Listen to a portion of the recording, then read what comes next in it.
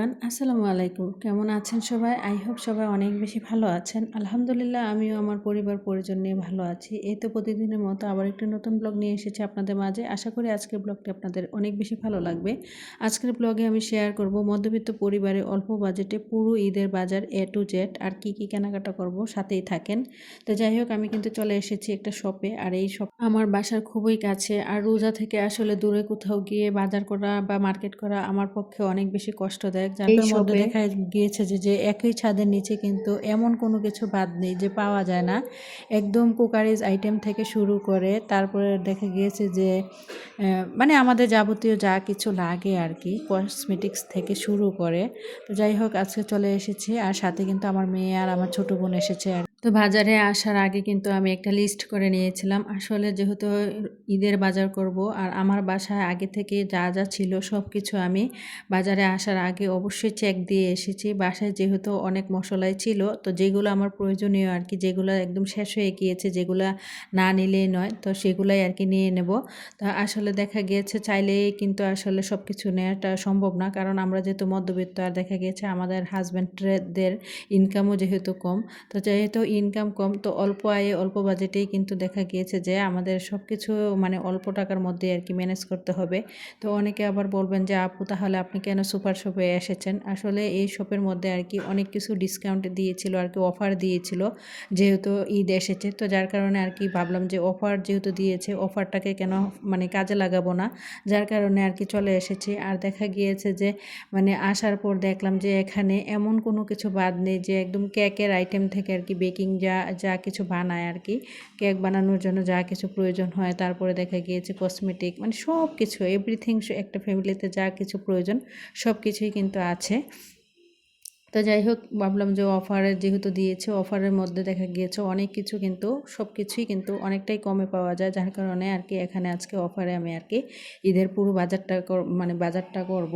যেহেতু আমার অল্প বাজেট, তো আসলে অল্প বাজেটের মধ্যেই কিন্তু আমাকে ঈদের বাজারটা আর কি শেষ করতে হবে। তো যার কারণে আগে থেকেই বাসার মধ্যে কি কি ছিল না ছিল সব কিছু দেখে শুনে বুঝে তারপরে কিন্তু আমি নির্দিষ্ট একটা লিস্ট করে তারপরে আর কি বাজারে এসেছি। তো যাই হোক, এখন আমি আমার প্রয়োজনীয় যা যা মানে লাগবে সব কিছুই কিন্তু নিয়ে নিয়েছি। তো এখন আর কি ওনাদের কাছে এগুলা নিয়ে যাব, আর ওনারা দেখা গিয়েছে ডিসকাউন্টে অনেকটা কমের মধ্যে আর কি এগুলার হিসেব করবেন, তারপর আর কি আমাকে একটা লিস্ট দিয়ে দিবেন। অলরেডি এখানে কিন্তু সব কিছুর হিসাব হয়ে গিয়েছে। তো ওনারা কিন্তু আমাকে একটা লিস্ট দিয়েছিল।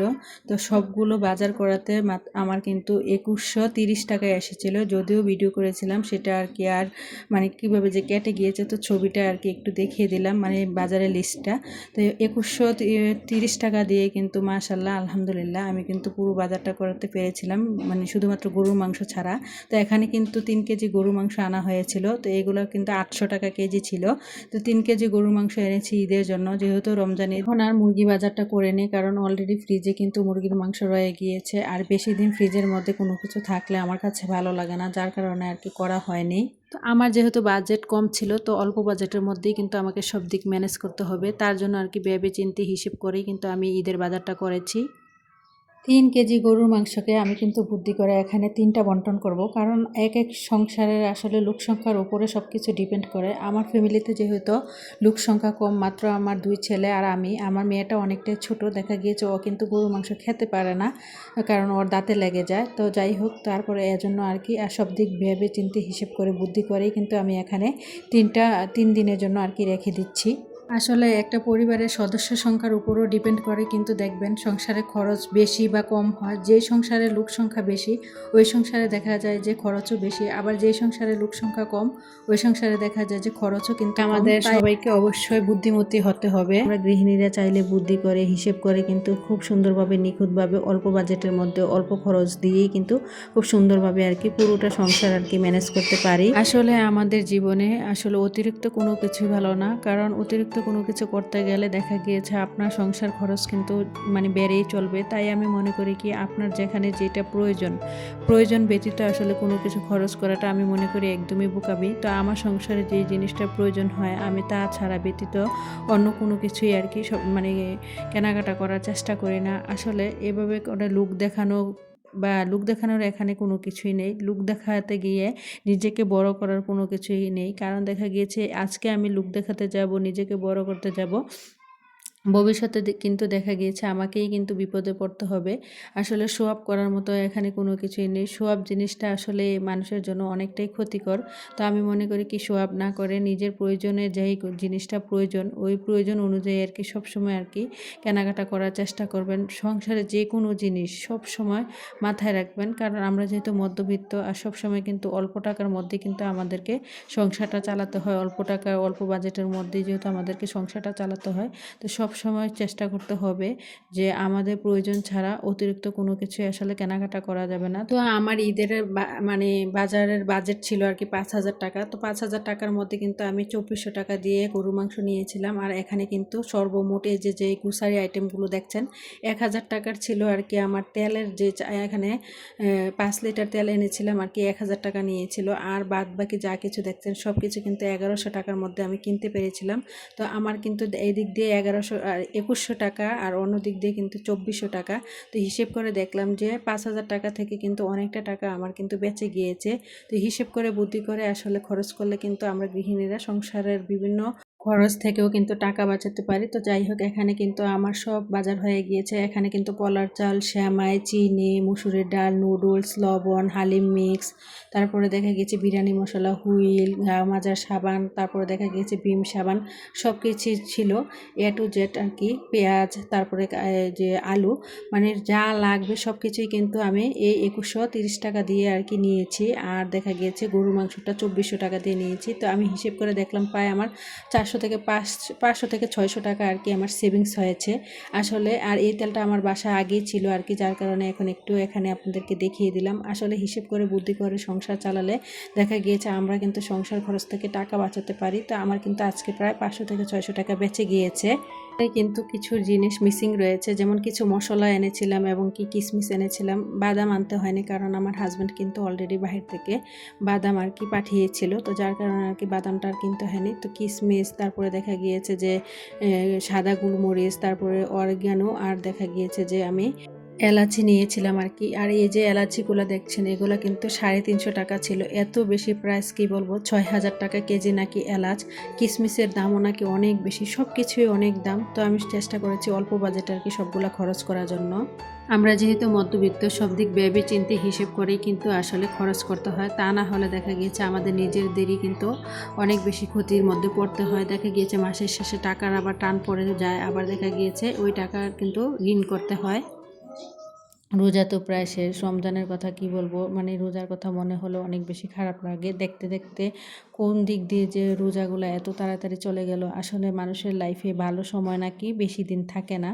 তা আমাদের জীবনে কিন্তু রমজান মাসটাও কিন্তু আমাদের জীবনে অনেকটাই ভালো সময়। দেখেন, ভালো সময় না হলে কত শান্তির মধ্যে দিয়ে আমাদের এই মাসটা যাচ্ছে। নাই কোনো কোলাহল, নাই কোনো কষ্ট, ক্লান্তি, সারাদিন না খেয়ে থেকেও অনেক বেশি শান্তি লাগছে।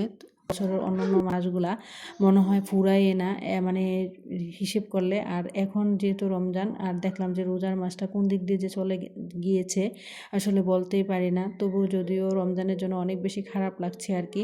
তো আজকে কিন্তু শবে কদরের রাত্র, তো 26শে রমজানের রাত্রি থেকেই নাকি শবে কদরের রাত্র শুরু হয়। তবে শবে কদরের তো কোনো নির্দিষ্ট রাত্র হয় না, কারণ শবে কদরের রাত্র কিন্তু 21 রমজান থেকে শুরু হয়েছে সকল বেজুর রাত্রিতে আর কি। তবে আজকে একটু স্পেশালভাবে আর কি সবাই একটু ইবাদত বন্দেগী করার চেষ্টা করবেন।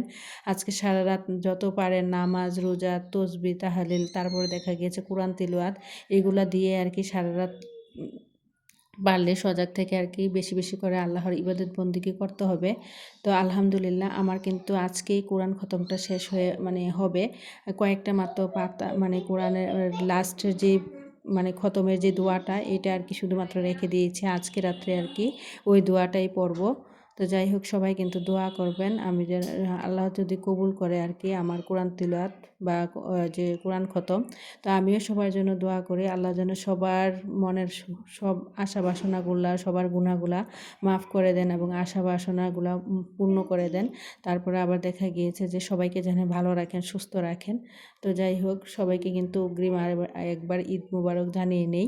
তো যাই হোক, এদিক দিয়ে আর কি এক এক করে কিন্তু আমি সব কিছু রিফিল করে নিয়েছি। তারপরে দেখা গিয়েছে যে বাজারে যে শুকনো আইটেমগুলো সবসময় কিন্তু আমি চেষ্টা করি এরকম একটা ঝুড়ির মধ্যে রাখার জন্য আর কি। এতে করে দেখা গিয়েছে আমি যখন যত ব্যস্ত থাকি না কেন, এই একটা ঝুড়ির মধ্যেই কিন্তু দেখা গেছে আমি সব কিছু পেয়ে যাই। তো আপনারা চাইলে এরকম একটা ঝুড়ি নিয়ে ঝুড়িটার মাধ্যমে আর কি সব কিছু একসাথে রেখে দিতে পারেন। এতে করে দেখা গিয়েছে আপনারা যত মানে যদি কাজের সময় দেখবেন অনেকটা হেল্প হয়ে যাবে। তো এখানে আর কি পোলাও চাল, হুইল, লবণ, তারপরে এগুলো আর কি রিফিল করা বাকি রয়েছে, কারণ যেহেতু আমার বাসায় আর কি খালি কোনো ঝাড় ছিল না। তো এখন এগুলো আপাতত এইভাবেই রেখে দিয়েছি। তারপরে অফ ক্যামেরাতে আর কি পুরোটা বাসা গুছিয়ে নিয়েছি। তো ভিডিওর এই পর্যায়ে এসে যে সকল প্রিয় মিষ্টি আপুরা আমার ভিডিওটি দেখছেন, প্লিজ ভিডিওটিতে একটি লাইক দিয়ে অবশ্যই কন্টিনিউ করবেন। আর যারা অলরেডি এই কাজটি করে দিয়েছেন তাদেরকে জানাই অসংখ্য ধন্যবাদ। আর প্রতিনিয়ত যারা আমার ছোট্ট চ্যানেলটাকে একটু একটু করে ভালোবাসা দিয়ে বড় করছেন, সে সকল আপুদের জন্য রইল অন্তরস্থল থেকে অনেক অনেক দোয়া ও ভালোবাসা। তো যারা আর কি আজকে তো আমার চ্যানেলে নতুন নতুন অনেক বন্ধুরা দেখছি জয়েন হচ্ছেন, তো সবাই আমাকে প্লিজ 24 ঘন্টা সময় দেবেন। আর 24 ঘন্টা না হলে আমার দুই একটা ভিডিও দেখে কমেন্ট করে যাবেন, অবশ্যই আমি সময় সুযোগ করে আপনাদের চ্যানেলে চলে যাব। তো যাই হোক, এদিক দিয়ে বাজারগুলো গুছিয়ে তারপর চলে এসেছি আর কি এখানে সেহরির জন্য আজকে রান্না করব। আজকে যেহেতু বাজারে গিয়েছিলাম, শরীরটা অনেক বেশি টায়ার্ড লাগছিল, যার কারণে ভাবলাম আজকে কোনো ভাজা পোড়া আইটেম কোনো কিছুই করব না। আজকে মুরগির মাংস রান্না করব আর টমেটো দিয়ে একটা চাশনি করব আর কি, যার কারণে এখানে মুরগির মাংস রান্না করে নিচ্ছিলাম। আর আমি যেহেতু মুরগির মাংস সবসময় বেশিরভাগ সময় আর কি ভেজে রান্না করি, আর ভেজে রান্না করলে খেতে কিন্তু অনেকটাই মজা হয়। তো আমার বাচ্চারাও কিন্তু এভাবে ভেজে রান্না করলে অনেক বেশি পছন্দ করে, আলু দিয়ে আর কি একটু ঝাল ঝাল করে। তো আজকে ইফতারিতে কিন্তু ভাত দিয়ে ইফতারি করব। এই এতটা রমজানের মধ্যে মাত্র আজকেই আর কি ভাত দিয়ে ইফতারি করব, যদিও সবসময় ভাজা পোড়া খাবারটা খাওয়া হয়, কারণ আমার ছেলেরা যেহেতু রোজা থাকে ওরা কিন্তু মানে ইফতারি না বানালে অনেকটাই রাগ করে, যার কারণে আমাকে কিন্তু প্রতিদিনই কিন্তু আসলে ইফতারিটা বানাতে হয়। তো যাই হোক, এই দিক দিয়ে মাংসগুলো ভেজে নিয়েছি, এখানে আলুটাও ভেজে নিয়েছি। তারপর আর কি এখানে মশলাটা কষিয়ে মাংস আর আলুগুলো দিয়ে তারপর গরম পানি দিয়ে দেবো আর কি। খুব তাড়াতাড়ি কিন্তু আসলে রান্নাটা হয়ে যাবে। আর এখানে সব ধরনের মশলা দিয়ে আর কি এখানে মশলাটা কষিয়ে নিচ্ছিলাম। তারপর আর কি মাংসগুলো আলুগুলো দিয়ে দেবো। তো যাই হোক, আমার সব আপুরা কিন্তু আমার চেয়ে ভালো রান্না করতে জানেন। তো যাই হোক, এখানে আর কি আমার রান্নাটা কমপ্লিট হয়ে গিয়েছে। তো আজকে বেশি কোনো কিছুই রান্না করব না, শুধু মুরগির মাংস আর একটা টমেটো দিয়ে সালাদ করেছি আর কি। ভেবেছিলাম চাশনি করব, পরে আর সময়ের কারণে করতে পারিনি। আর আমার বাসায় গ্যাস নেই, সবাই তো জানেন, হয়তো আমি দুই একটা আগের ভিডিওতে বলেছি। আর আগের দিনের আর কি মাসকলাইয়ের ডাল রান্না ছিল।